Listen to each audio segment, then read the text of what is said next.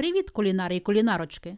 А чи хотіли б ви приготувати пляцок для дорослих? Тоді почнемо. Беріть каву, коньяк, наливайте вино і… Ні, не те, що ви подумали, а беріть усі решту інгредієнтів і почнемо готувати. Розпочнемо з приготування коржа. У 6 яєць відділіть білки від жовтків. Білки збийте до пивної піни. Не припиняючи збивання, поступово всипте 20 грамів ванільного цукру, а далі порціями 180 грамів звичайного цукру. Починайте збивати на низьких обертах міксера, а закінчуйте на високих. Увесь цукор має розчинитися, а білкова маса не повинна виливатись з посуду.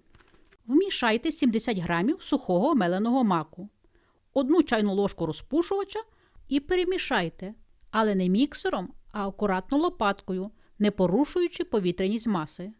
А потім додайте 70 грамів білої кокосової стружки, 60 грамів посічених волоських горіхів і теж акуратно перемішайте. Перекладіть тісто у застелену пергаментом форму і розрівняйте. Випікайте за температури 175 градусів Цельсія приблизно 22-25 хвилин. Остудіть до кімнатної температури. Тим часом приготуйте крем. Для цього сполучіть 5 жовтків, 20 грамів ванільного цукру, 150 грамів цукру і збивайте до однорідності. Влийте пів-літри молока. Вмішайте 40 грамів крохмалю і перемішайте, щоб не залишилося грудочок. Нагрівайте у каструлі на середньому вогні, постійно помішуючи, поки маса не загусне. Після закипання проваріть 1 хвилину. Зніміть з вогню, накрийте харчовою плівкою в контакт і остудіть до кімнатної температури. 300 грам м'якого масла добре збийте.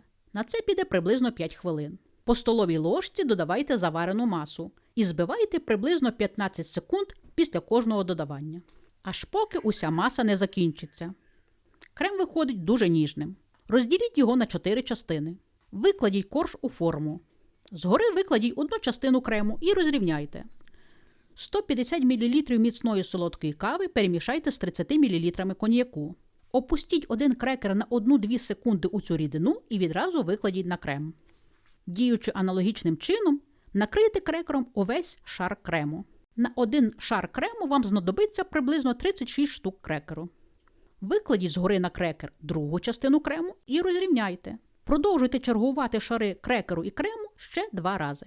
Для верхнього шару сполучіть у сотейнику 150 грамів промитих родзинок, 20 грамів цукру і 50 мл десертного червоного вина.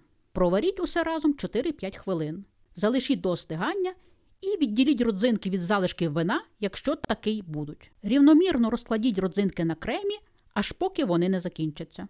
І злегка втисніть їх у крем. 150 грамів чорного шоколаду посічіть і імпульсами розтопіть у мікрохвильовій печі разом з 15-20 мл червоного вина. Рівномірно розкладіть шоколад на родзинки і розрівняйте.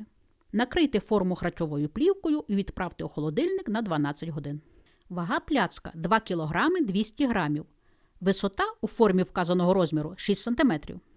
Для отримання красивого зрізу нарізайте пляцок тонким, гострим ножем, злегка нагрівши його перед тим. Пляцок виходить ніжним, цікавим і веселим, адже щедро наповнений кавою, коньяком і вином. Чим не найкращий пляцок для дорослих? Секрети приготування. При приготуванні пляцка використовується сухий мелений мак. Його можна придбати уже готовим до використання або змолоти цілий мак у кововому млинку. Я використовую мак імпортного виробництва, ось такий. Кокосова стружка, що використовується для тіста, має бути середнього розміру. Зверніть увагу, якщо ви будете використовувати дуже дрібну стружку, то її потрібно буде взяти на 10 грамів менше. Волоські горіхи перед додаванням у корж краще трішки обсмажити. Використовуйте масло жирністю 82,5%. Якщо ви візьмете масло нижчої жирності, то його слід буде взяти на 50 грамів більше. Зверніть увагу, до складу просочування йде коньяк, а родзинки проварюються у вині. Цей пляцок більше підходить саме для дорослих. Якщо ж ним смакуватимуть і діти, то не додавайте коньяк до кави, а родзинки замість вина проваріть в аналогічній кількості апельсинового соку. Після додавання у збиті білки кокосової стружки, маку та горіхів тісто слід перемішувати не міксером, а лопаткою круговими рухами знизу вгору. У посічений шоколад перед розтоплюванням можна вмішати столову ложку вина, яке залишилося після настоювання родзинок. Пляцок «Веселий батяр» звичайно мега крутий. Але якщо ви хочете особливо здивувати гостей, то приготуйте ще ось такий пляцок.